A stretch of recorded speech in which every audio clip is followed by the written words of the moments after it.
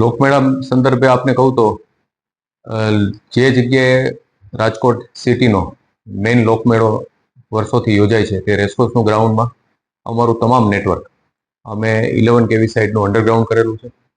દરેક ટ્રાન્સફોર્મર ઉપર જ અમારા કેબલ ટર્મિનેટ થાય છે, એટલે ઓવરહેડ નેટવર્ક ક્યાંય અમે રાખવામાં આવેલું નથી.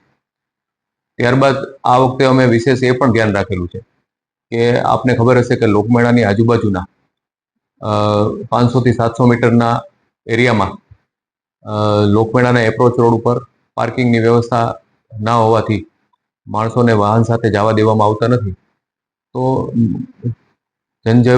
જનતાને આ રોડ ઉપરથી લોકમેળાના એપ્રોચ રોડ ઉપરથી જવા માટે થઈ અને ચાલીને જવું પડતું હોય છે.